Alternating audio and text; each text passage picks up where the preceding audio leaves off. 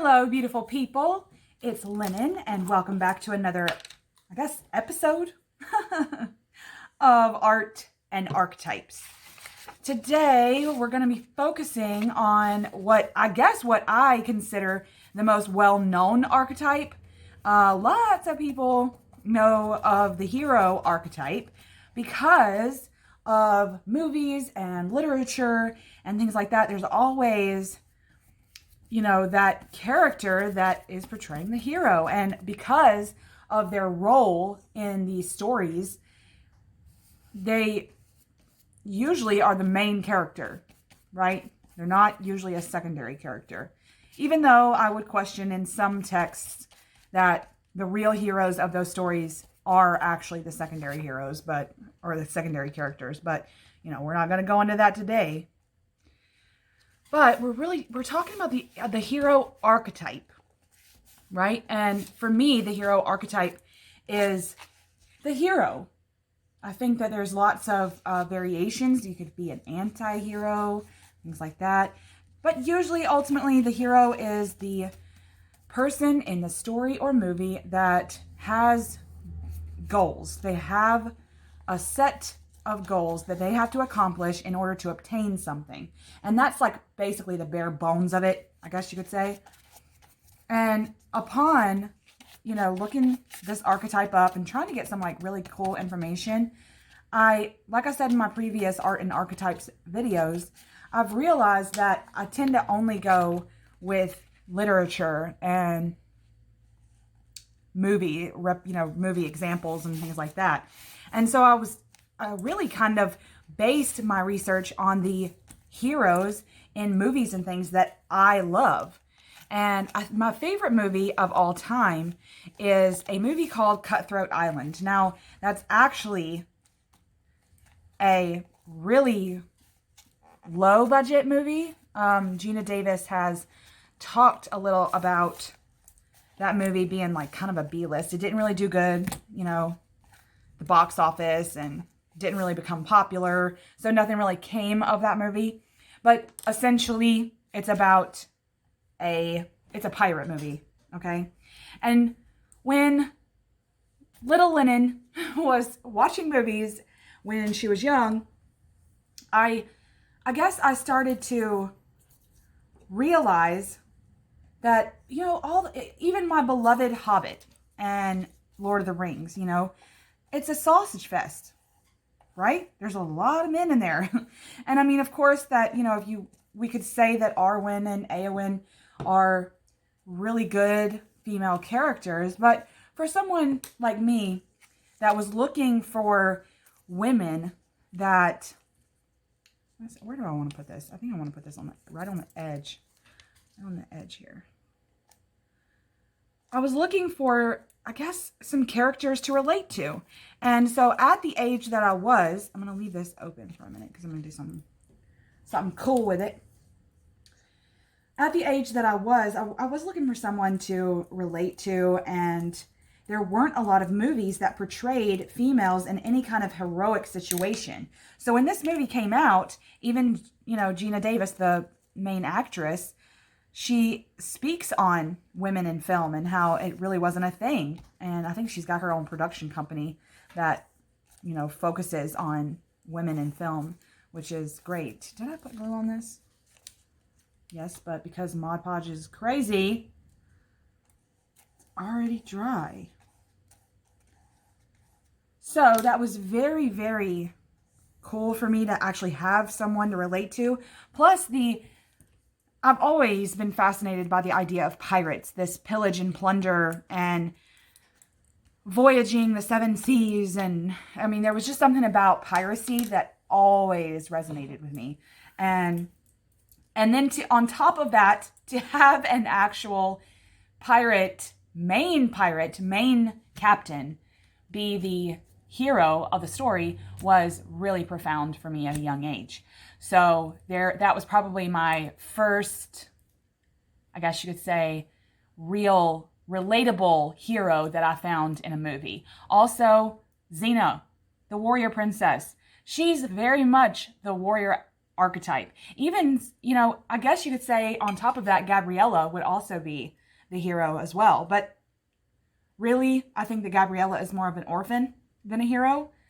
And we could even probably say that Xena is too. But because Xena is of royal blood, there's a tie there to the hero archetype in terms of like bare bones. Again, like I said, bare bones. They usually have some kind of royal blood, or they have this responsibility because of their whatever their position is, that it tends to kind of pull them out and demand that they show their abilities to be able to like actually do what their responsibilities are. They would have to hold themselves accountable and prove their worth, basically, is what I wanted to say with that. I don't have a lot of materials. I didn't want to paint in this particular one. Let's see. I did want to show you that, you know, in between all of my archetypes, I paint a little picture, and what I wanted to do, I guess as a side note here, is paint a very orangey landscape, because when I think of the hero archetype, I think of the emperor in tarot, and I kind of wanted this to be like an emperor type of card, in terms of color. So I made a very orangey seascape here, and oh, it's pretty cool. Kind of looks like these burgundy blood color clouds are forming this horizontal storm that's coming at you. You know, that, you know, red sky in the morning, sailor's warning, you know, type of thing. Oh, and see, this is not on the edge. I'll have to glue that down. I don't want that to be popping up all the time. So we'll just do this. And when I close it, to really make sure that all this glue is staying where it should, it'll go down. Okay, I love that this I found in a magazine, and it's of this like ruinous stone landscape, and I thought that this really represented the trials of the hero. If you think about, I mean, I guess in terms of literature, the most well-known hero would probably be Hercules. Right now, I consider, like, in terms of that type of mythology, that old worldly mythology, Odysseus is my hero. Ever since I was a teenager and read the Odyssey in high school, I just fell in love with the entire story. Again, you know, there's some outdated misogyny and all kinds of stuff inside that text now, but I respect and love it for what it was back in the day and what it did to me as a teenager. So those are other examples of heroes. Now, when we think of Hercules himself, we think of those trials that he had to do, those actual things that were put on his path that he had to overcome. And I think that that's like really the main gist of the hero archetype, is overcoming the obstacles. Now, in terms of a goal, okay, I'm going to get my cute, like, look at these, like, I thought that these were stickers, but they're stamps. And thank goodness for tarot and getting stamping pads so that I can, I actually got a whole bunch of these at a secondhand store that they were like brand new and in all kinds of colors, but I use them to mod my decks, like to color my deck edges of my tarot and oracle decks. And so, you know, thank goodness that these ended up being, that I had these stamping pads, because otherwise I wouldn't have been able to do anything with these stamps. I mean, I'm sure my mom might have had something, but anyway, I'm going to try these new stamps out and see how they go. They're kind of small in my hand, so I don't know how that's going to work. But, you know, whatever. I want to put, it's kind of small, but I'll probably embellish it. Ooh. Oh, that's kind of cute. That was kind of cute. I want to write hero there. I mean, you know, I want to write what the archetype is. So, I guess first and foremost, I want to say that for me, there's kind of like two things that I think about when I think of this archetype. get to the R and the O, is that in terms of mythology, okay, like myths, like Hercules and any other pantheons that you can think of. Okay, it's really hard to like hold. Do people do this with like Q-tips, tweezers or something? This is crazy. But in terms of myth, the goal of the hero is to what? Find treasure. Rescue the maiden. Again, misogyny. I don't need your help, mister. But anyway, I can't fault them for what they were. You have to think of this in terms of goals, but also, let's color that in. But also, we could look at the actual, what those specific obstacles could mean, like for the hero.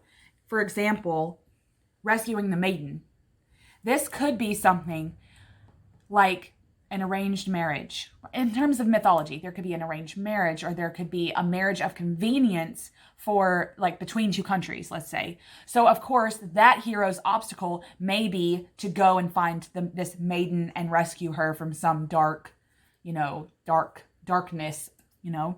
And for me, that we look at what the obstacles of the heroes in literature and movies are, and we can pinpoint what may be the goal, the overall goal of the hero, just by looking at what their obstacles are. Now, like for Hercules, his was very much about strength, inner strength, and finding his strength. So of course, it would be about using his strength of strength and endurance in his obstacles. But if the hero, let's just say, in any type of books or movies or anything like that, if those obstacles weren't just to be the brute, but say to find a dragon's egg, right? What then would be their overall goal? It would probably be about facing some kind of preconceived notion as to what is important in their life, right? Like this golden egg. People have been putting these dragon's eggs on pedestals and revering the monetary aspect of things, like thinking that that's what's important. And notice how in those types of movies, it's mostly about courage, finding your courage, finding that the golden egg, this thing that represents financial gain, isn't actually the goal and shouldn't be the focus of the goal. I love dragons. Okay, I work with dragons a lot. Here we go. So stories that have dragons and heroes that have to obtain this, unobtainable golden egg. Those stories mostly teach me about people that think that something is important when it's really something else. It's really something that's inner instead of external. And that's always the goal of those heroes, is to find their inner wisdom and their inner golden egg instead of this material thing. So I think I love that concept as well. Looking at not just the actual storyline, but then like beneath the storyline and what those aspects of those stories can tell us. But isn't this dragon so cute? And this little egg is so cute. I cut that out of some golden paper I had in the scrap pile. Now, I guess in terms of psychology, which would be the other, model that we would look at here, is the goals could represent you finding out who you are. Basically, that's it in a nutshell. So, for hero over here, I want to write the goal. I may have to go over this with a pencil, but this is just for me and for you guys, so. I want to write goal. Overcoming obstacles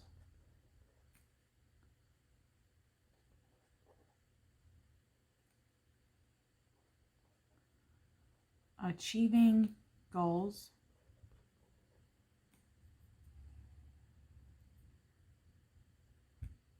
Defeating darkness. Another really, really good movie that I love that has the... Let me go over this in pen while I talk. Another great movie that I love that's kind of what I consider a cult classic is the movie Legend. I think I've mentioned this on the channel before. I love that movie. Tom Cruise, where his teeth were still crooked. Okay? And there's moments in that movie that are teachable moments. Now, usually Jack, okay, this forest dweller, this orphan really, goes on this quest to fight darkness because Lily, the other main character, let me see, achieving. She puts the unicorn in a path that leads to its death, which puts the forest in turmoil, right? So fixing her problem is him going out on this quest and fighting the darkness. So now and for the life of me, I can't really understand. I think the only bad thing, not bad, I don't want to say bad. The only negative thing I could see about the movie potentially is the fact that Jack went, and why didn't Lily go? Because Lily was the one that put the unicorn in that position. But it could just be that him being the hero, it was him not believing in himself. I really consider that. I felt like he had this darkness inside of him that he didn't even know. And in fighting the darkness, he would overcome that somehow. But inside of this storyline, Lily, again, she kills the unicorn, basically. The blood of the unicorn is on her hands. She does get kidnapped by darkness. This beautiful devil-looking character portrayed by Tim Curry is phenomenal. Okay, if you haven't watched this movie, go watch it. As darkness, he kidnaps Lily, right? And for me, with that scene where she turns dark, the darkness knows that in order for her to be his lover or be his partner in darkness, she would have to succumb to the darkness that is her. So I guess in a way, both Lily and Jack are fighting against their own darkness, are succumbing to their darkness, first of all, which is their ultimate goal here, and then fighting against it at the very end. Noticing that they're still good, even though people and society and all that have been telling them they're bad. So, or evil. And of course, at the end, darkness is defeated. Now look, I've got this dragon with the egg here. And I've got this boxing glove. Because I wanted to stress that ultimately, in my opinion, the hero's best tool is their authentic self. Is being true to themselves.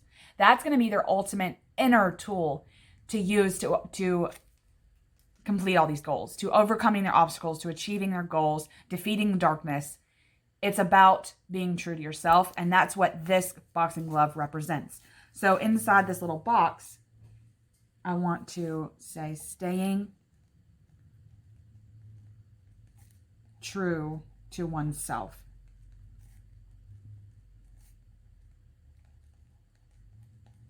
There. I mean, simple to the point, right? Fight for others or an ideal. I think that that's the goal too. Finding out what the fight is all about, right? When you are being true to yourself, finding out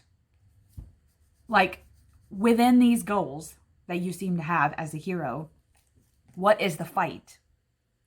The obstacles that you will face inside that fight. Because I guess this little portion is for me. Fight for others. You could choose to go out on this imaginary battlefield for the purpose of helping someone else, aiding someone else, finding out what your fight is really about and where it needs to go. There's lots of paths that the hero can take. Again, we could rescue a princess down one path. We could find the dragon's golden egg down the other. We could use brute force and smash through 12 layers of rocks and hydras and crap like that, right? We could go on a 40-year quest. What do those paths for the hero each mean?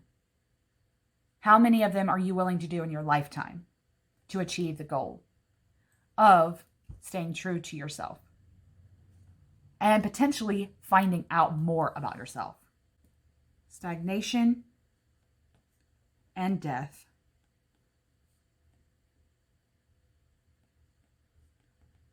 are imminent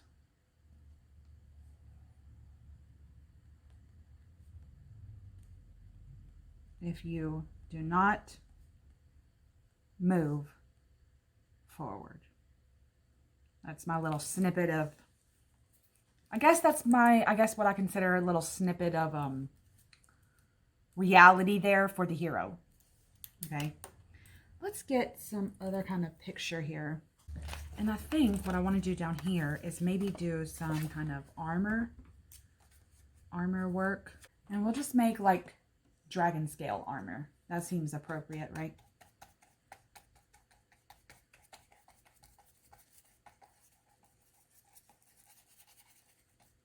I didn't even have to draw that down there. I was going to do something down there, but I've changed my mind. I guess that's the beauty in art journaling. Just do whatever you want. Whatever feels natural, you know? And I'm not making it, I don't want to make it straight across because I think that there's a beauty in imperfection that should be there, needs to be there a lot of the time. Imperfection needs to be there. And I'm making this chink armor because I want to talk or share, I guess you could say, about a really powerful archetypal figure in the hero sphere. I love using this foil paper. If you haven't seen it yet, I recently made a video where I'm donning like a Glinda the Good Witch crown. It was really cool and just linked me right back to my childhood where I used to love to make anything out of cardboard, you know?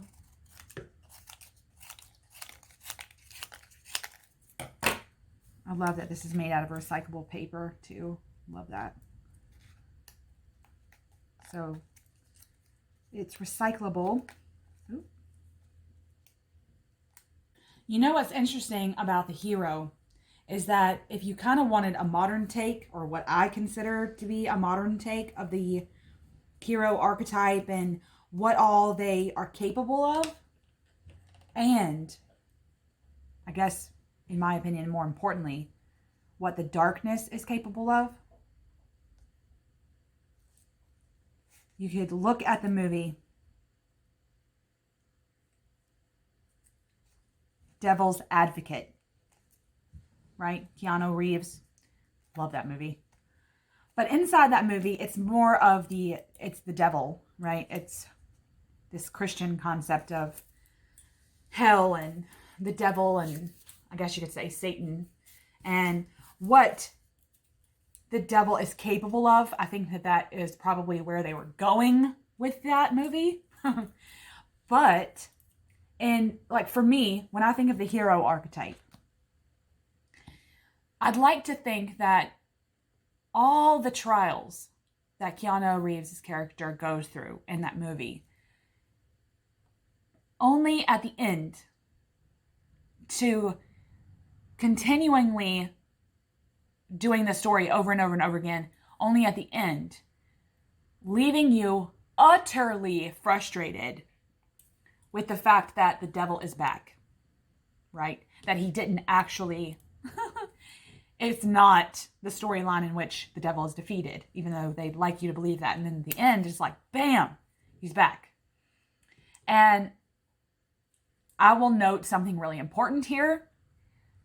In terms of my magical craft, there's a heavy emphasis on the 7 deadly sins.